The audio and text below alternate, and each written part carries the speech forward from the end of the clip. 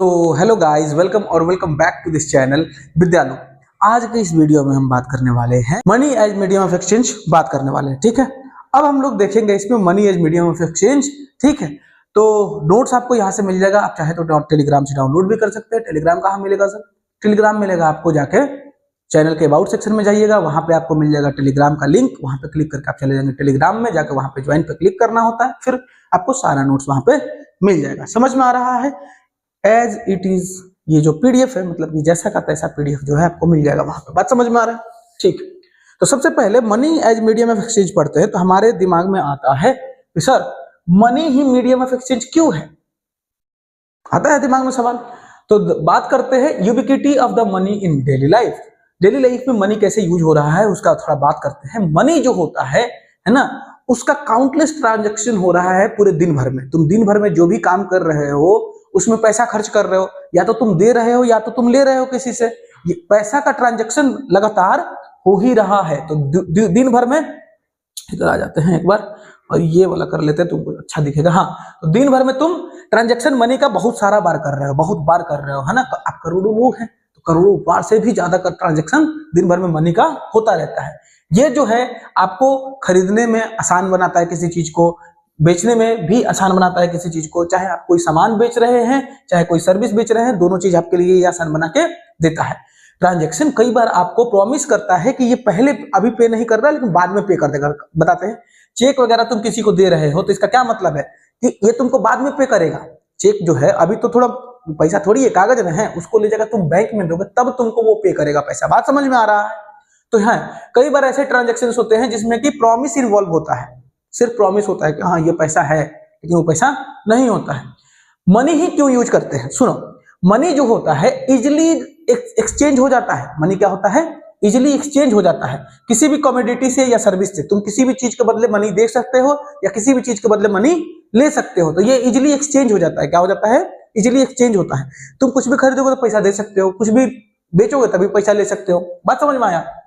तो इसीलिए दोनों लोग इसको प्रेफर करते हैं, चाहे वो बायर हो, खरीदने वाला हो, चाहे वो सेलर हो, बेचने वाला हो। खरीदने वाला हो चाहे बेचने वाला हो, दोनों लोग इसको प्रेफर करते हैं। कारण दोनों के लिए ये वैल्यू मेजर सेम होता है। बात समझ में आ रहा है? मेजर करने का वैल्यू भी इसका सेम है। जैसे सेव 50 रुपए किलो है तो 50 रुपए उसको सीधा हम दे देंगे। ये नहीं कि 2 किलो गेहूं दे रहे हैं या गेहूं नाप रहे हैं कि कितना किलो का हुआ, या फिर दिमाग लगा रहे हैं कि इतना गेहूं में कितना सेव आएगा, है ना। नहीं लगा रहे हैं। अच्छा, इससे क्या है, पहले बार्टर सिस्टम चलता था। क्या चलता था sir? Barter system. Barter system क्या होता है? एक चीज के बदले दो चीज देना। ये डबल कोइंसिडेंस है, डबल चांस ऑफ कोइंसिडेंस होता है। जैसे तुम मानो कि तुमको जरूरत है जूता का, तुमको जूता पहनना है और इस बार तुम्हारे गांव में गेहूं बहुत अच्छा हुआ, मतलब तुम्हारे घर पे गेहूं बहुत अच्छा हुआ है। तुम चाहते हो कि हम गेहूं किसी को दे दें और वो बदले में हमको जूता दे दे। तो फिर तुमको ऐसे इंसान को खोजना होगा जो तुमसे गेहूं ले, बदले में तुमको जूता दे। जूता कैसे दे देगा? वो वाला जूता नहीं देने के लिए बोल रहा है, पहनने के लिए देने के लिए बोल रहे हैं। समझ रहे हो? इन्हें गेहूं दे रहे हैं, जूता दे रहा है नहीं। तो वो तुमको गेहूं दे, तुम उसको गेहूं दोगे, वो तुमको बदले में जूता दे देगा। ये जो जूता दे रहा है उसमें क्या है? ये बार्टर सिस्टम है। अब तुमको खोजना ना पड़ रहा है, डबल चांस ऑफ कोइंसिडेंस है। एक कोइंसिडेंस क्या है कि तुमसे कोई गेहूं ले ले, और दूसरा कोइंसिडेंस क्या है कि इतना ज्यादा कोइंसिडेंस होना चाहिए कि ये इंसान गेहूं तो ले रहा है, बदले में इसको जूता भी चाहिए। तो डबल चांस हो गया कोइंसिडेंस का, तो इसको बोलते हैं डबल चांस ऑफ कोइंसिडेंस। और ये बहुत कम मतलब बहुत रेयर होता है। तुमको पूरा गांव में घूम घूम के पूछना होगा कि गेहूं लोगे, जूता दोगे, गेहूं लोगे, जूता दोगे, और कोई मिसअंडरस्टैंड किया तो जूता दे देगा। समझ रहे हो? तो बार्टर सिस्टम का लिमिटेशन था। कारण देखो ध्यान से, बार्टर सिस्टम क्या होता था? इसमें गुड्स को डायरेक्टली एक्सचेंज किया जाता था। क्या किया जाता था? गुड्स को ही चेंज किया जाता था। गुड्स मतलब समझ रहे हो, अच्छाई नहीं है, सामान है। गुड्स में गुड मतलब होता है अच्छाई, गुड मतलब होता है अच्छाई, लेकिन उसमें एस लग जाता है तो क्या हो जाता है? सामान हो जाता है। बात समझ में आया? तो गुड्स मतलब गुड्स को सीधा इसमें तुम क्या कर सकते हो? चेंज कर सकते हो, एक्सचेंज कर सकते हो। समझ में आ रहा है? इसमें डबल कोइंसिडेंस ऑफ वांट्स चाहिए। चाह का दो कोइंसिडेंस होगा तब काम बनता है। समझ में बात आ रहा है? तो इसमें डबल कोइंसिडेंस ऑफ वांट होगा तभी काम बनेगा। उसके बाद से दोनों पार्टी जो है एग्जैक्टली उनको एक दूसरे का डिजायर फुलफिल करेंगे तभी होगा। मतलब हम गेहूं दे रहे हैं तो सामने वाला जूता, उसको गेहूं ही चाहिए, और हम जूता ले रहे हैं तो सामने वाला को जूता देने का है। तो उसको जूता देने का है, मुझे गेहूं देने का है। हमको जूता चाहिए, उसको गेहूं चाहिए। बात समझ में आ रहा है? तो डबल चांस ऑफ वांट हो गया, डबल कोइंसिडेंस ऑफ वांट। ठीक है, तो ये बड़ा ही प्रॉब्लमेटिक हो जाता था ऐसे चीजों को खोजना। एग्जाम्पल के लिए सोचो, एक शू मेकर है और उसको चाहिए गेहूं, तो वो किसी फार्मर को खोजना शुरू करेगा और ऐसे फार्मर को खोजना शुरू करेगा जिसको हम जूता दे देंगे तो वो हमको गेहूं दे देगा, है ना। समझ में बात आ रहा है। तो ये चीज है, हम इसको ऐसा खोजेंगे तब काम बनेगा। आओ देखते हैं role of money eliminating the barter system. अच्छा, तो ये जो बार्टर सिस्टम चलता था बहुत जमाने पहले, लोग ऐसा करते थे, एक्सचेंज करते थे। अभी भी तुम गांव वगैरह में जाओगे तो ये बार्टर सिस्टम चलता है। मेरे गांव में मैंने बहुत बार बचपन में देखा है कि बार्टर चलता था। बगल वाले से हम लोग कुछ दे देते थे, बदले में कुछ ले लेते थे, है ना। हमारे यहाँ मक्का ज्यादा हुआ है, उनके यहाँ गेहूं ज्यादा हुआ है, तो हम क्या करेंगे, मक्का दे देंगे, गेहूं ले लेंगे, है ना, ऐसा होता है। खैर, तो अभी हमको क्या समझना है कि बार्टर सिस्टम को कैसे एलिमिनेट किया गया। बार्टर सिस्टम को कैसे एलिमिनेट किया गया? पैसे से, करेंसी से। मनी जो है ये क्या है, इंटरमीडिएट कमोडिटी की तरह काम करता है। अब किसी तुमको, अगर मान लो तुमको जूता चाहिए और मतलब तुम्हारे पास जूता है, तुमको जूता चाहिए, तुम्हारे पास गेहूं है, मान लो कि तुमको गेहूं बेचना है और किसी को जूता चाहिए, तो तुमको अब गेहूं क्या करोगे, किसी से बेच दोगे। गेहूं क्या करोगे, किसी से भी बेच दोगे, बदले में पैसा ले लोगे, और पैसा तुम किसी भी जूता वाला को दोगे तो बदले में वो तुमको क्या दे देगा, जूता। ये ज्यादा आसान हो गया ना कि कभी किसी से भी कुछ भी बेच सकते हो, किसी से कुछ भी खरीद सकते हो। तुमको जो जरूरत नहीं है उसको बेच दो, तुमको जो जरूरत है वो खरीद लो। ये आसान है, इसमें कोई कोइंसिडेंस नहीं है। इसीलिए बार्टर सिस्टम हट जाता है। कारण क्या है कि मनी से एक्सचेंज ज्यादा आसानी से हो पा रहा है। बात समझ में आ रहा है। तो डबल कोइंसिडेंस ऑफ वांट को घट गया इसके वजह से। उसके वजह से जो शू मैन्युफैक्चरर था, तुमको याद है कि जो शू मैन्युफैक्चरर था उसको फार्मर को खोजना पड़ता था, तो अब वो नहीं खोजेगा। क्या करेगा शू मैन्युफैक्चरर, अपना पैसा लेगा, जूता बेच देगा, अब बदले में जाके उसी पैसा से गेहूं खरीद लेगा। ये ज्यादा आसान है ना, ये ज्यादा आसान है और अंडरस्टैंडिंग भी है, मतलब इसको समझने में भी इजी है, अंडरस्टैंडेबल है और आसान भी है। बात समझ में आ रहा है। तो ये चीजें हैं। आगे बढ़ते हैं। आगे बढ़ोगे तो देखोगे कि transition from the traditional to the modern. Traditional क्या था, बार्टर सिस्टम। मॉडर्न सिस्टम क्या है, अभी पैसा का यूज कर रहे हैं। तो शुरू में क्या होता था, लोग ग्रेन्स को अदला बदली के लिए यूज करते थे, ग्रेन्स को करेंसी की तरह यूज करते थे, या कैटल को यूज करते थे करेंसी की तरह, या मेटेलिक कॉइन्स होते थे। मेटेलिक कॉइन्स में क्या क्या होता था सर, सोना का सिक्का होता था, अशरफी, है ना। फिर बाद में और देश गरीब हुआ तो सिल्वर चलने लगा, और देश गरीब हुआ तो कॉपर चलने लगा। अब तो इतना गरीब है कि कागज चल रहा है ना। कहने का क्या मतलब है, पहले लोग इन सब सामान का यूज करते थे ट्रेडिशनली, वो खरीद बिक्री करने के लिए। अच्छा, एक और बात बताता है, सुनो। अभी जो पैसा है हाथ में, कागज है, कागज का कोई वैल्यू है, उस पर गवर्नमेंट का साइन ना हो तो कागज ही है ना, तो वो तो किसी वैल्यू, उसका कोई वैल्यू ही नहीं है, कोई वैल्यू नहीं है। तो अब क्या है कि कागज का कोई वैल्यू नहीं है, लेकिन यहां देखोगे ग्रेन जो हो गया, इसका अपना वैल्यू है। भले पैसा का कोई वैल्यू नहीं है लेकिन इसका अपना वैल्यू है, कैटल का अपना वैल्यू है। यहाँ पे सिल्वर गोल्ड जो है या कॉपर है, उसका भी अपना वैल्यू है। तो पहले के जो करेंसीज होते थे उसका अपना वैल्यू होता था, अभी के जो करेंसी है उसका अपना वैल्यू नहीं है। उसको सिर्फ हम लोग मान रहे हैं क्योंकि सरकार ऑथराइज करके दिया हुआ है हमको कि ये पैसा है, आपको मानना है कि ये 100 का नोट है, ये 500 का नोट है, आपको बस मान लेना है, और हम लोग मान लेते हैं। बात समझ में आ रहा है। तो अब देखो, मॉडर्न मनी जो है इसमें कोई भी ऑब्जेक्ट नहीं है ऐसा कि वो प्रेसियस मेटल वगैरह हो या कुछ बढ़िया वैल्यूएबल चीज हो, ऐसा कुछ भी नहीं है।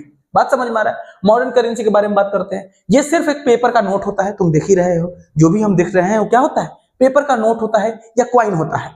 जनरली तुम देखोगे ये प्रेसियस मेटल से नहीं बने होते हैं। तुम बताओ, पहले तो प्रेसियस मेटल से बनता था, अभी जो तुम्हारे हाथ में सिक्का है वो तो लोहा है, स्टील है, समझ रहे हो। तो अभी प्रेसियस मेटल से नहीं बनता है। बात समझ में आ रहा है। इसका कोई भी इंट्रिंसिक यूज नहीं है, इसका कोई भी इस्तेमाल नहीं किया जा सकता है। ग्रेन्स का इस्तेमाल किया जा सकता था, कैटल का इस्तेमाल खुद से किया जा सकता था। अगर नहीं भी चलेगा ग्रेन, खुद खा सकते हो, कैटल्स का खुद यूज कर सकते हो, है ना। गोल्ड सिल्वर या कॉपर का भी खुद यूज कर सकते हो। लेकिन अभी जो करेंसी है क्या उसका इंट्रिंसिक यूज है, अंदरूनी, जैसे उसके अंदर कुछ वैल्यू है, नहीं है उसके अंदर कुछ वैल्यू। इंट्रिंसिक मतलब होता है अंदरूनी, अंदरूनी अंदर का, तो अंदर कोई भी वैल्यू नहीं है। लेकिन ग्रेन्स और कैटल का तो अपना वैल्यू था। अब देखो, इसके वजह से अभी तभी भी इसको एक्सेप्ट क्यों किया जाता है। तुम सोचोगे कि सर इसका तो वैल्यू ही नहीं है, फिर एक्सेप्ट क्यों किया जाता है। कारण है, सिर्फ इसको ऑथराइज किया जा रहा है सरकार के द्वारा, इसीलिए हम क्या करते हैं, इसको एक्सेप्ट कर लेते हैं। सरकार बोल दिया तो हम मान रहे हैं, तो इसको गवर्नमेंट का ऑथराइजेशन मिल जाता है। इंडिया में तुम देखोगे गवर्नमेंट जो है, इंडिया में जो है गवर्नमेंट अपना सारा का सारा ऑथोरिटी दे रखा है आरबीआई को। किसको, आरबीआई को, रिजर्व बैंक ऑफ इंडिया। अब ये सरकार की तरफ से पैसा जारी करता है, कौन, आरबीआई। तो आरबीआई जितना करेंसी तुम देख रहे हो, जितना करेंसी देख रहे हो, वो सारा करेंसी कौन जारी करता है, आरबीआई। कुछ ऐसे एक दो करेंसी है जो आरबीआई जारी नहीं करता, लेकिन ज्यादातर करेंसी कौन जारी करता है? आरबीआई। किसके बिहाफ पे करता है? सेंट्रल गवर्नमेंट के बिहाफ पे करता है। बात समझ में आ रहा है? इधर आते हैं, ध्यान से देखो। इंडियन लॉ बोलता है कि रुपीज जो होता है, रुपीज जो है इसको पूरे भारत में एक्सेप्ट किया जाएगा। बात समझ में आ रहा है? इंडियन लॉ के हिसाब से पूरे भारत में रुपीज को एक्सेप्ट करना है। बात समझ में आ रहा है? कोई भी मना नहीं कर सकता। पूरे भारत में कहीं भी जाओगे रुपया दोगे वो लेगा। ये नहीं कि केरला या कर्नाटका में गए तो नहीं हमारे यहाँ तो रुपया नहीं चलता है, ये चलता है, ये दो। बात समझ में आ रहा है? ये नहीं होगा, ठीक। तो ऐसा अगर कोई भी लेने से रिफ्यूज करता है कि नहीं हम रुपया नहीं लेंगे, अगर कहीं भी तुम जाते हो इंडिया में कहीं भी और रुपया लेने से एक्सेप्ट नहीं, मतलब रुपया को एक्सेप्ट नहीं करता है, तो तुम उस पर लीगल एक्शन ले सकते हो, मतलब केस वगैरह कर सकते हो उस पर। बात समझ में आ रहा है? आगे बढ़ते हैं। अब अगला टॉपिक क्या आ जाता है? बैंक्स, ठीक है। तो बैंक में डिपॉजिट करते हैं हम लोग, क्या करते हैं? बैंक में पैसा रखते हैं, उसको बोलते हैं डिमांड डिपॉजिट। डिमांड डिपॉजिट क्या होता है? डिमांड डिपॉजिट में आप क्या करते हैं? आपके पास जो एक्स्ट्रा पैसा है, जितना पैसा है आपके पास, उसमें जो एक्स्ट्रा पैसा है, उस एक्स्ट्रा पैसा को आप बैंक में डाल देते हैं, और बैंक जो होता है ये कभी भी आपको जरूरत पड़ेगा तो वो दे देगा। जब आप डिमांड करेंगे तो आप विथड्रॉ कर सकते हैं। इसको बोला डिमांड डिपॉजिट। डिमांड डिपॉजिट का मतलब मेरे पास एक्स्ट्रा पैसा था, हम आपको दे रहे हैं, लेकिन कभी भी मांग सकते हैं, तो ये हो गया डिमांड डिपॉजिट। तो डिमांड डिपॉजिट समझ के रखोगे। उसके बाद ये जो डिपॉजिट है इस पे तुम अर्निंग भी करते हो। ऐसा नहीं कि बैंक में पैसा रखोगे तो उसका इंटरेस्ट नहीं मिलेगा, इसमें तुमको इंटरेस्ट मिलता है। बात समझ में आ रहा है? तो इंटरेस्ट भी मिला तुमको, एक तो वहां रखने का, तुमको उसके बदले में पैसा का इंटरेस्ट भी मिल रहा है। दूसरा, इंटरेस्ट मतलब ब्याज होता है बाबू, इंटरेस्ट है ना, तो इंटरेस्ट मतलब ब्याज, ठीक है। उसके बाद से क्या होता है? ये दोनों, एक तो सेफ होता है, बैंक में रखोगे तो चोरी वोरी होगा तो बैंक का जिम्मेवारी है, तुम्हारा तो है नहीं, उसको तो पैसा देना पड़ेगा तुमको, ठीक। तो एक तो बैंक में पैसा रखने से सेफ भी हो जाता है, और दूसरा क्या होता है? बेनिफिशियल भी होता है, फायदेमंद होता है, कारण इंटरेस्ट मिल रहा है ना, तो फायदा ना है तुम्हारा। बात समझ रहे हो? तो ये है डिमांड डिपॉजिट। डिमांड डिपॉजिट क्या होता है सर? डिमांड डिपॉजिट इस टाइप का डिपॉजिट है जिसमें आप क्या करते हैं? बैंक को पैसा दे देते हैं, अब जब आप चाहे निकाल सकते हैं। आप ये बोल के दे रहे हैं कि हमको जब चाहिए होगा हम निकाल लेंगे। बात समझ में आ रहा है? ठीक है। अब क्या कर रहे हैं? चेक सिस्टम देखते हैं। चेक सिस्टम क्या होता है? चेक सिस्टम में कागज होता है जिसपे तुम्हारा नाम, बैंक अकाउंट नंबर और पता वगैरह लिख दोगे तुम, और वो दे दोगे बैंक को, उसमें अमाउंट साइन कर दोगे। जितना अमाउंट साइन करोगे तुम्हारे अकाउंट से वो पैसा कभी भी कोई भी निकलवा सकता है। बात समझ में आ रहा है? तो वो होता है चेक। चेक मिलता है जब अकाउंट खुलवाओगे, तो तुम्हारा 18 नहीं हुआ है तुमको नहीं मिलेगा। समझ में आ रहा है? तो चेक सिस्टम क्या है? इसमें क्या किया जाता है? पेमेंट किया जाता है चेक के थ्रू। चेक क्या होता है? कागज का टुकड़ा होता है जहां पे रिटन इंस्ट्रक्शन होते हैं बैंक के बारे में। बात समझ में आ रहा है?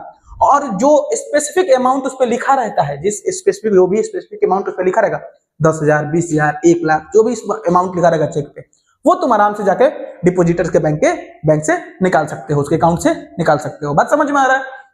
ये सिस्टम जो है डायरेक्ट सेटलमेंट करने में हेल्प करता है। क्या करता है? डायरेक्ट सेटलमेंट करने में हेल्प करता है। अगर किसी को मान लो 1 करोड़ रुपया देना है, तो 1 करोड़ रुपया अगर तुम दोगे तो ले जाना, ले आना या लेके घूमना कितना मुश्किल होगा। वही चेक दे दो, कितना आसान है, सिंपल है, सॉर्टेड है। समझ रहे हो? तो ये जो है फिजिकल कैश का जरूरत कम करता है। इससे क्या होता है? फिजिकल कैश लेके तुमको घूमने का जरूरत नहीं है। चेक बुक लेके घूम रहे हैं, जिसको पैसा देना है चेक काटे ले समझ में आता है? एकदम सिंपल है। तो ये चेक जो है इसमें आपको फिजिकल कैश लेके घूमने का जरूरत नहीं पड़ता है। अब तो यूपीआई वगैरह है ना, तो अब फिर भी नहीं पड़ता है, फोन निकाल के बोलते ले। समझ में बात आ रहा है? ठीक है। Integration with the modern banking system. अब देखो मॉडर्न बैंकिंग सिस्टम को समझते हैं। सुनो, मॉडर्न फॉर्म ऑफ मनी क्या है? करेंसी है, और क्या है? डिमांड डिपॉजिट है। तो ये दोनों है इंटरलिंक्ड हो गया है। क्या हो गया है? इंटरलिंक्ड हो गया है। पैसा जो है ये बैंकिंग सिस्टम से जुड़ गया है। बात समझ में आ रहा है? तो तुम बैंक में पैसा डाल भी देते हो, करेंसी को डिपॉजिट कर देते हो ताकि वो सेफ रहे। बात समझ में आ रहा है? ठीक है। बैंक जो होता है ये आपको सेफ स्टोरेज प्रोवाइड करता है। क्या करता है? सेफ स्टोरेज प्रोवाइड करता है, मतलब बचा के आपके पैसे को रखता है। उसके अलावा इंटरेस्ट देता है। समझ में आ रहा है? जो भी आप डिपॉजिट करेंगे उस पर आपको ये इंटरेस्ट देगा। और आप कैशलेस ट्रांजेक्शन भी कर सकते हैं। आपको जरूरत नहीं, आप चेक बना के दे दीजिए तो कैशलेस ट्रांजेक्शन हो गया, आपको कैश का जरूरत नहीं पड़ा। अगर बैंक नहीं होता तो क्या होता? बैंक अगर नहीं होता तो होता ये कि डिमांड डिपॉजिट सिस्टम नहीं होता, तुम अपना सेफ नहीं रख सकते थे पैसा, तुमको इंटरेस्ट भी नहीं मिलता, पहला घाटा। और दूसरा, ये जो कैशलेस ट्रांजैक्शन कर पा रहे हो चेक के थ्रू, तुम वो भी नहीं कर पाते। बात समझ में आ रहा है? तो ये बात है। आगे बढ़ते हैं। आगे क्या है? Role of the bank in the deposits. बोल रहा है कि बैंक का क्या रोल है डिपॉजिट वगैरह करने में। बैंक का क्या रोल है? बैंक जो होता है आपके डिपॉजिट को एक्सेप्ट कर लेता है। क्या करता है? सुन, बैंक तुम्हारे लिए काम कर रहा है। तो बैंक को क्या फायदा है, क्या जरूरत है बैंक खोलने का, है ना। बैंक को कुछ तो फायदा हो तब तो खुलेगा, क्या जरूरत है बैंक खोलने का। तो बैंक वाला कैसे फायदा कमाता है, देखो सारे लोग पैसा जमा कर रहे हैं, बैंक क्या कर ले रहा है, सारे पैसा को एक्सेप्ट कर लिया। बात समझ में आ रहा है। अब जो भी इसके पास पैसा आएगा उसका एक छोटा सा प्रोपोर्शन, मतलब कि लगभग 15% ये क्या करेगा, कैश के फॉर्म में अपने पास रख लेगा, कैश के फॉर्म में अपने पास रख लेगा। अब कोई मान लो अचानक से पैसा जमा किया है तो निकालने भी तो आ सकता है, उसको कोई प्रॉब्लम हुआ या दुख हुआ, उसके घर में कोई बीमार हुआ या कोई जरूरत हुआ तो पैसा निकालने आ सकता है। इसलिए क्या करता है, जितना पैसा जमा करता है बैंक उसका 15% रख लेता है, 85% हटा देता है। तो क्या करेगा, इसमें 15% रख के रखता है ताकि कोई डिमांड करता है, कोई मांगता है तो उसको हम दे देंगे। बात समझ में आया। कोई निकालना है तो बैंक में पैसा निकालने जाओगे तो बैंक बोलेगा नहीं देंगे, दे देता है तुरंत। बात समझ में आ रहा है। तो ये दे देता है। द रिमेनिंग मेजर पोर्शन, अब बचा हुआ जो पोर्शन है उसको क्या करता है, लोन की तरह लोगों में बांट देता है। क्या कर देता है, लोन की तरह लोगों को दे देता है कि लोन ले लो हमसे। ठीक, लोग लोन ले लिया, या तो किसी इंडिविजुअल को दे देगा या तो किसी बिजनेसमैन को दे देगा। अब उससे क्या होगा, जब लोन दे रहा है तो लोन पे वो क्या करेगा, इंटरेस्ट लेगा। लोन पे क्या करेगा, वो इंटरेस्ट लेगा। अब ये जो इंटरेस्ट ले रहा है इसी से वो पैसा कमाता है, और जो भी वो पैसा कमाएगा उसका जो मान लो वो 12% का इंटरेस्ट लिया, किसी भी लोन पे वो कितना इंटरेस्ट ले रहा है, 12% का। अगर मान लो हम 12% का ले रहे हैं, लेकिन जो डिपॉजिट किया उसका कितना देंगे, उसको कितना देंगे, लगभग 4%, 2%, 3%, कोई बैंक तो 2.5% देता है। बात समझ में आ रहा है। तो 2%, 2.5%, 3%, कोई बहुत बढ़िया दे रहा है तो 5%। अगर तुम एफडी करा लेते हो, फिक्स डिपॉजिट करा लेते हो बैंक में, तो तुमको वो देगा 7%, लेकिन ले कितना रहा है, 12%। तो जो बीच का ये गैप हो जाता है, इंटरेस्ट में जो गैप आ रहा है, वो गैप असली में बैंक का कमाई है। बात समझ में आ रहा है। तो बैंक इसी तरीके से कमाता है कि डिपॉजिटर जब भी मनी देते हैं उसका पैसा क्या कर देता है, वो लोन पे दे देता है, और लोन में कुछ तो इसको गैप मिलता है, उस गैप का मतलब इंटरेस्ट गैप को वो यूज करता है, और इस तरीके से बैंक अपना इफिशियंटली काम कर पाता है, उसको भी फायदा इससे बहुत ज्यादा हो जाता है। बात समझ में आ रहा है। Function of a bank in intermediaries,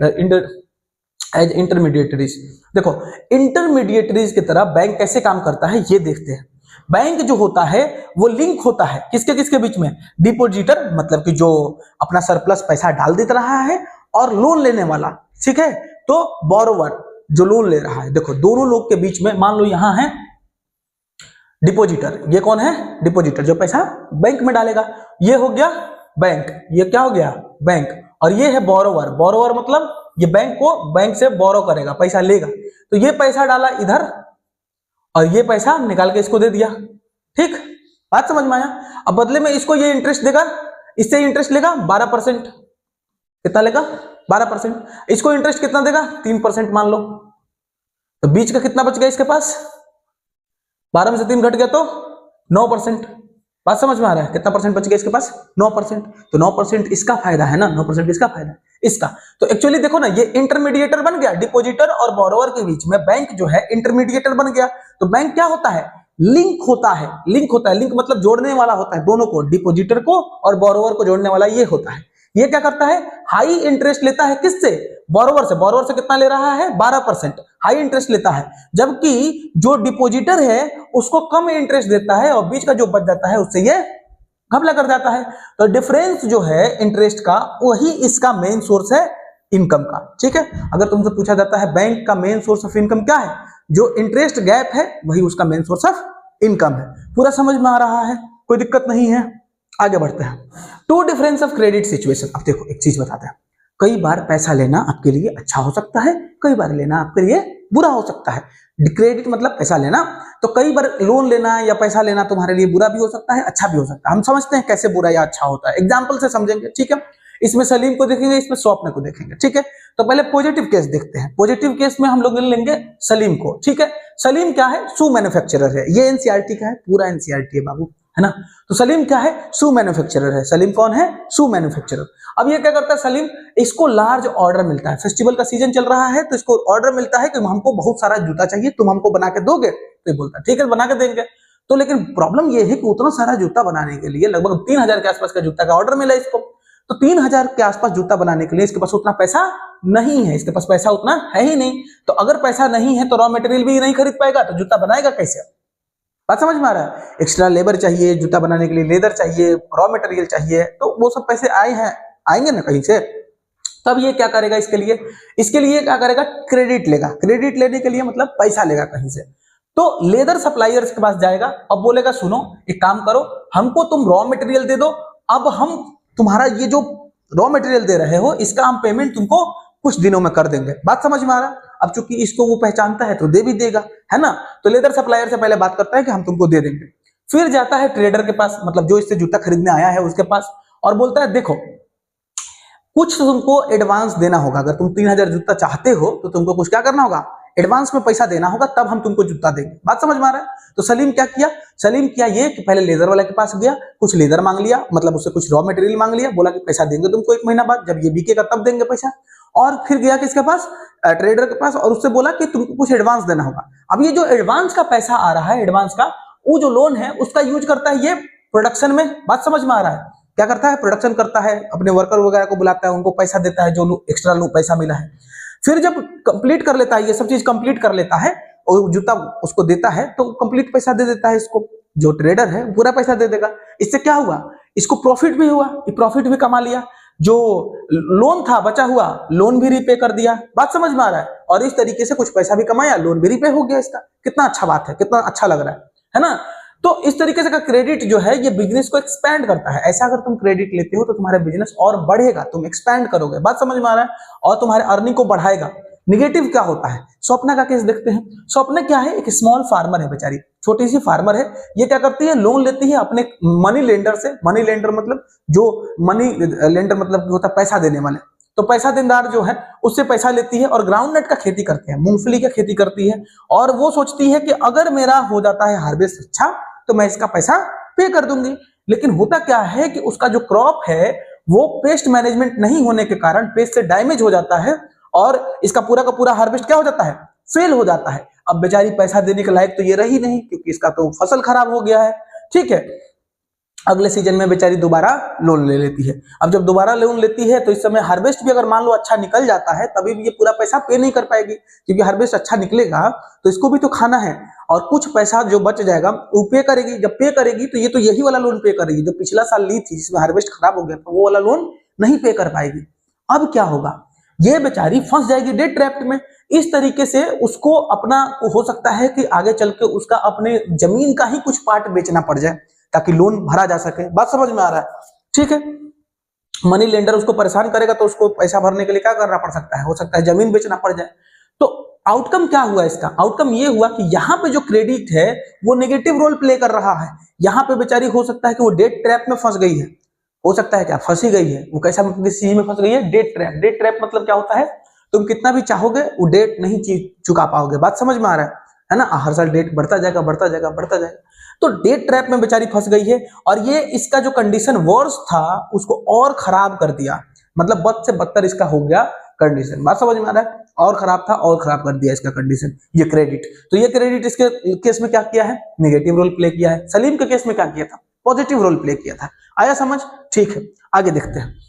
आगे क्या है, कंक्लूजन क्या निकलता है कि क्रेडिट जो होता है कई बार आपके लिए हेल्पफुल हो सकता है, कई बार आपके लिए हार्मफुल हो सकता है। सिचुएशन पे डिपेंड करता है कि आप किस सिचुएशन में काम कर रहे हैं। अगर आप प्रोडक्टिवली यूज करते हैं तो आपका अर्निंग का यूज कर देगा ये और इंप्रूव कर देगा आपका फाइनेंशियल स्टेटस। लेकिन अगर आप रिस्क लेते हैं, जैसे कि क्रॉप फेलियर वाला रिस्क था, वैसा अगर आप रिस्क लेते हैं तो हो सकता है कि आप बोरोवर को पैसा आपका कंडीशन जो है आपका जो बोरोवर मतलब कि जो तुम पैसा लिए हो, तुम बोरोवर हो, है ना, बोरोवर मतलब पैसा लेने वाला।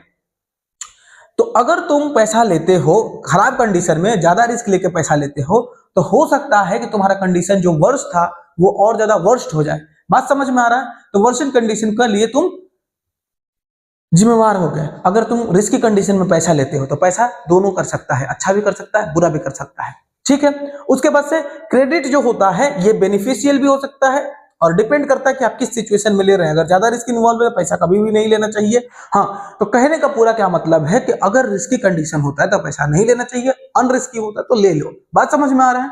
लेकिन कभी भी रिस्की कंडीशन में लोन वगैरह के चक्कर में नहीं पड़ना चाहिए। क्रेडिट एंड बैंकिंग सिस्टम का बात करते हैं। सुनो, क्रेडिट क्या है, बैंक जो होता है वो भी क्रेडिट देता है ना, बोले थे ना कि लोन देता है बैंक। तो कैसे लोन देता है, सबसे पहले टर्म्स ऑफ क्रेडिट। तो अगर तुमको लोन चाहिए तो तुमको कुछ नियम पालन करना पड़ेगा। पहला, जो लोन होता है वो एक एग्रीमेंट होता है किसी स्पेसिफिक कंडीशन पे, समझ में आ रहा है, या नॉन टर्म ऑफ क्रेडिट, उसको क्या बोला जाता है, टर्म ऑफ क्रेडिट। तो अगर तुमको क्रेडिट दिया जा रहा है तो किसी टर्म पे दिया जाता है, किसी ना किसी एग्रीमेंट पे दिया जाता है, लोन किसी एग्रीमेंट पे देता है, जैसे इंटरेस्ट रेट।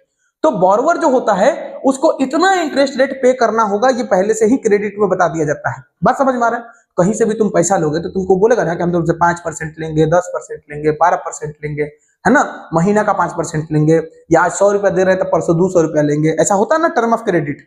तो वो क्रेडिट हो गया, टर्म ऑफ क्रेडिट हो गया। तो इंटरेस्ट रेट समझ में आया? एक तो इंटरेस्ट रेट हो गया। दूसरा कोलेटरल, वो तुमसे सिक्योरिटी भी मांग सकता है, बोलता है कोई एसेट दिखाओ, कोई भी एसेट दिखाओ, जैसे तुम्हारे पास जमीन है या कोई बिल्डिंग है या लाइव स्टॉक है, उसको गिरवी रखो। कई बार हम लोग क्या करते हैं, सोना चांदी गिरवी रख के पैसा लेते हैं, तो उसको क्या बोलते हैं, कोलेटरल दिखाना। कोलेटरल दिखाओगे तो तुमको बैंक पैसा देता है, ऐसा पैसा नहीं देता है। बात समझ में आ रहा है? तो गारंटी उसके पास होना चाहिए ना, प्लेस्ड गारंटी होना चाहिए, इसीलिए वो पैसा देता है कि अगर कभी भी ऐसा होता है कि बोरोवर पैसा देने में असमर्थ रहा, बोरोवर पैसा नहीं दे पाया, तो वो कोलेटरल को जब्त कर सकता है, कोलेटरल को बेचेगा, उससे पैसा ले लेगा। कोलेटरल मतलब सिक्योरिटी, कोलेटरल मतलब सिक्योरिटी, जैसे कि तुम्हारा जमीन हो गया, घर हो गया, है ना, वो सब बेच के वो पैसा अपना ले लेगा। बात समझ में आया? डॉक्यूमेंटेशन, तुमको डॉक्यूमेंट दिखाना होगा लोन लेने के लिए, सारे जो डॉक्यूमेंट होते हैं जैसे आधार कार्ड हो गया, पैन कार्ड हो गया, ये सब चीज डॉक्यूमेंट लगता है तुमको लोन लेने के लिए। मोड ऑफ रिपेमेंट बोलता है कि देखो कब तक पैसा दोगे, उसका टाइमलाइन बता दो, और कैसे रिपे करोगे, मतलब पैसा देने का तुम क्या सुविधा दे रहे हो, किस तरीके से तुम पैसा मेरा वापस करोगे और कितना टाइम तक वापस करोगे, ये सब भी हम बता देंगे तुमको। ये अलग अलग चीजों पे डिपेंड करता है, जैसे लेंडर कौन है, बोरोवर कौन है, या पर्पस ऑफ लोन क्या है, इस सब चीजों पे ये डिपेंड करता है। बात समझ में आया? देखो क्रेडिट होता है दो टाइप का। क्रेडिट कितना टाइप का, देखो ये तो तुम्हारा टर्म हो गया, इसी पे तुमको क्रेडिट मिलता है, लेकिन क्रेडिट होता है दो टाइप का, एक होता है फॉर्मल क्रेडिट, एक होता है इनफॉर्मल क्रेडिट। और ये बहुत इंपॉर्टेंट है, पूछा जाता है, तो ध्यान से देखना, फॉर्मल और इनफॉर्मल। फॉर्मल क्रेडिट क्या होता है? फॉर्मल क्रेडिट या तो तुमको बैंक देगा या तो तुमको कॉर्पोरेटिव्स देंगे। फॉर्मल क्रेडिट कौन देता है? या तो बैंक देता है या तो कॉर्पोरेटिव देते हैं। अच्छा, लेकिन ये कौन देता है? किसी भी मनी लेंडर से ले सकते हो, कोई पैसा देने वाला है उससे ले लो, या ट्रेडर से दे दो। स्वप्ना किसे ली थी? मनी लेंडर से। मनी लेंडर उसे चार्ज ज्यादा करता था। तो इनफॉर्मल वाले पे कोई नियम नहीं लगता, वो कितना भी इंटरेस्ट रेट ले सकता है। फॉर्मल वाले का रेट पता रहता है, एक रेट होता है फिक्स। तो मनी लेंडर से ले सकते हैं, ट्रेडर से ले सकते हैं, एम्प्लॉयर, रिलेटिव या फ्रेंड, किसी से भी पैसा उधारी ले सकते हो। तुम तो उधार लेते ही होगे, पता ही होगा। बात समझ में आ रहा है? इंश्योर फेयर लेंडिंग प्रैक्टिसेस, इसमें कभी भी आपके साथ धोखाधड़ी नहीं होता है। इस सरकार जो नियम बनाता है उसी हिसाब से आपको पैसा दिया जाता है। यहाँ पे कोई नियम नहीं चलता है ना। तुम्हारा दोस्त तो ये भी बोल सकता है कि आज 100 रुपए दे रहे हैं, कल 200 लेंगे। इस पे कहाँ इंटरेस्ट रेट है? कौन सा इंटरेस्ट रेट है इसमें? बात समझ रहे हो? इसमें कुछ भी हो सकता है, और इसमें ज्यादातर समय देखोगे तो इंटरेस्ट रेट हाई होता है। बाहर से पैसा लेने में इंटरेस्ट रेट कैसा होता है? हाई होता है। बात समझ में आ रहा है? वही यहाँ पे देखो, लेंड जो लोअर इंटरेस्ट रेट होता है, यहाँ पे इंटरेस्ट रेट कैसा होता है? लो होता है, कम होता है। और यहाँ पे इंटरेस्ट रेट कैसा होता है? हाई होता है। और इसीलिए आदमी किसमें फंस जाता है? डे ट्रैप में फंस जाता है। याद है स्वप्ना किसमें फंस गई थी? डे ट्रैप में। कारण क्या था? पैसा मनी लेंडर से ली थी, और वो हाई इंटरेस्ट ले रहा था, लगभग 5% महीना ले रहा था, 60% सालाना हो गया उसका। बात समझ में आ रहा है? ठीक है। उसके बाद से आप बोलोगे कहा था सर 5%? एनसीईआरटी में देख लेना, ठीक है। हाँ, उसके बाद से इसमें डॉक्यूमेंटेशन लगता है ना, कोलेटरल लगता है, डॉक्यूमेंटेशन लगता है, फॉर्मल अगर तुम क्रेडिट लेते हो तो। लेकिन इनफॉर्मल लोगे कुछ नहीं मांगेगा, वो बोलेगा कि नहीं कोई बात नहीं है, ले, है ना। तो दे रहा है, आसानी तो है, फ्लेक्सिबल है। ये क्या है? फ्लेक्सिबल है, लेकिन एक्सप्लॉइटिव है। एक्सप्लॉइटिव का क्या मतलब है? ये दोहन करेगा तुम्हारा, तुमको चूस लेगा, है ना। बात समझ में आ रहा है? ये जनरली तुम देखोगे जो रिच लोग होंगे उन्हीं को ये देखा, कारण रिच लोग के पास कोलेटरल होगा ना, उनके पास डॉक्यूमेंटेशन होगा ना। गरीब के पास कहां से होगा? वहीं पे ज्यादातर गरीब जो होते हैं वो बोरो कैसे पैसा करते हैं? इनफॉर्मल क्रेडिट से। ज्यादातर गरीब लोग कहां से पैसा लेते हैं? इनफॉर्मल क्रेडिट से। तो ये जो पांचों पॉइंट है याद रखिएगा, गारंटी है कि एग्जाम में आ सकता है। बात समझ में आ रहा है ना। तो इंपॉर्टेंट है। आगे बढ़ते हैं। अब आ जाता है कि need for the expansion of the formal credit. देखो फॉर्मल क्रेडिट है, इसको बढ़ाने का कोशिश करते हैं कि कैसे बढ़ाएंगे इसको। तो करंट सिचुएशन अगर तुम देखोगे तो ज्यादातर जो लोन है वो सबको मिलता ही नहीं है। रूरल एरिया में भी जाओगे तो देखोगे कि लोन सबको नहीं मिलता है। सब लोग को लोन चाहिए लेकिन मिलता किसी को नहीं है, क्योंकि फॉर्मल सेक्टर सबको लोन नहीं देता है। अच्छा, जो पुअर लोग हैं, सबसे ज्यादा पैसा की जरूरत किसको है? गरीब लोगों को। और गरीब लोगों को लोन दिया ही नहीं जाता है, कारण कोलेटरल नहीं है उनके पास। अगर वो कोलेटरल होता तो तुमसे लोन लेने आता है। तो ये लोग का अलग नियम है, अजीब सा नियम बना के रखा है कि अगर तुम्हारे पास पैसा है तो हम पैसा देंगे। वही वाला बात होता है ना, तुम्हारे पास कुछ रहेगा तभी तुमको सब कुछ मिलेगा। बात समझ में आया है ना। अब हम लड़के हैं तो सरकारी नौकरी है तो लड़की भी मिलेगी, इज्जत भी मिलेगा, सम्मान भी मिलेगा, सब मिलेगा। सरकारी नौकरी नहीं है तो ना लड़की मिलेगी, ना इज्जत मिलेगा, ना सम्मान मिलेगा, ना कुछ मिलेगा, है ना। घर का आदमी भी कुत्ता समझेगा। तो समझने वाला बात है कि अगर तुम्हारे पास कुछ होता है तो तुमको पूरा दुनिया मानना शुरू कर देता है, कुछ नहीं होता है तो कुछ नहीं होता है, मतलब या तो जीरो या तो हीरो। तो ये लोग क्या कर रहे हैं, गरीब लोगों को कुछ नहीं दे रहे हैं, अब अमीर लोगों को सब चीज दे रहे हैं। बात समझ में आ रहा है। यहाँ से रिच लोग आराम से चीप लोन ले सकते हैं और पुअर लोग स्ट्रगल करते हैं, मजबूरी में उनको इनफॉर्मल सेक्टर से पैसा लेना पड़ता है और वो डेट ट्रैप में फंस के गरीब से और गरीब, गरीब से और गरीब बनते जाते हैं। बात समझ में आ रहा है। और उनका दोहन होता है, एक्सप्लॉइटेशन होता है। बात समझ में आ रहा है। Why formal credit must expand, formal credit को एक्सपैंड क्यों करना चाहिए, इसलिए करना चाहिए ताकि सबको चीपर और फेयर लोन मिले, सब लोगों को सस्ता लोन मिले। सस्ता तो कौन दे रहा है, क्रेडिट फॉर्मल सेक्टर दे रहा है, और फॉर्मल सेक्टर फिर कोलेटरल भी मांग रहा है। गरीब आदमी के पास कोलेटरल नहीं होगा, फिर कैसे लेगा। तो चीपर और फेयर लोन लेना, चीपर और फेयर लोन जो होता है ये सबको प्रोवाइड होगा अगर हम फॉर्मल सेक्टर को और ज्यादा बढ़ाते हैं, चाहे छोटे फार्मर में हो या छोटे बिजनेसमैन हो, सबको पैसा मिल जाएगा। इससे क्या होगा, डेट ट्रैप नहीं होगा। समझ में आ रहा है। डेट ट्रैप नहीं, कोई डेट ट्रैप में नहीं फंसेगा, कोई भी इंसान पैसा की कमी में इधर उधर से पैसा नहीं लेगा, क्योंकि इनफॉर्मल सोर्स से जब पैसा लेते हैं तो आदमी डेट ट्रैप में फंसता है। इसके वजह से इकोनॉमिक ग्रोथ भी होगा। जब देश के गरीब लोग ऊंचे उठेंगे, जब देश के नीचे वाले लोग ऊपर उठेंगे तो देश अपने आप ऊपर उठ जाएगा। वो लोग भी पढ़ेंगे लिखेंगे तो अपने आप देश में का ग्रोथ दिखेगा, है ना। तो अगर हम क्रेडिट सिस्टम ऐसा बनाते हैं कि गरीबों को भी लोन दिया जा सकता है, तो हम क्या कर सकते हैं, स्मॉल इंडस्ट्रीज दिखने लगेगा, एग्रीकल्चर दिखने लगेगा। इस सबको अगर हम सपोर्ट करने लगते हैं, छोटे छोटे इंडस्ट्रीज, बिजनेसमैन, फार्मर्स को, तो वो लोग भी आगे बढ़ेंगे, तब देश आगे बढ़ेगा। बात समझ में आ रहा है। ये हमारे देश का सोच ही गलत है कि सिर्फ हम अमीरों का सहायता करते हैं, गरीबों का नहीं करते हैं। कारण क्या है, सामने वाला भी ये सोच देता है पैसा कि ये अगर पैसा लौटा ही नहीं पाएगा तो इसको पैसा देने का कोई मतलब ही नहीं बनता है, इसीलिए ये लोग नहीं देते हैं। बात समझ में आया। अब हमको इंश्योर करना होगा कि सबको क्रेडिट सिस्टम का बराबर फायदा मिले, चाहे वो अमीर हो चाहे वो गरीब हो, सबको फायदा मिले। अभी तो एक डेटा दिखाते हैं तुमको। अर्बन पुअर्स जो होते हैं, शहर में जो गरीब लोग होते हैं, 84% उसमें से जो लोग हैं उनका लोन जो है, 84% जो लोग हैं उनका लोन जो है इनफॉर्मल सोर्स से आता है। देख रहे हो, इनफॉर्मल सोर्स से आता है। इनफॉर्मल सोर्स मतलब वो इधर उधर से पैसा लेते हैं और हाई इंटरेस्ट रेट पे लेना पड़ता होगा। वहीं पे वहां पे जो अमीर हैं, अमीर लोग जो हैं, वो 83% जो हैं वो फॉर्मल सोर्स से लेते हैं।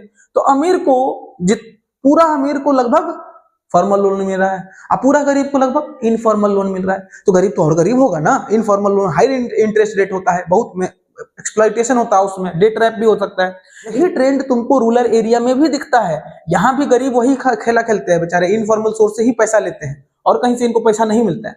सॉल्यूशन क्या है इसका? सॉल्यूशन ये है कि जो बैंक है या कॉर्पोरेटिव है उनको थोड़ा सा लेंडिंग पुअर को, गरीब लोगों को पैसा देना शुरू कर देना चाहिए।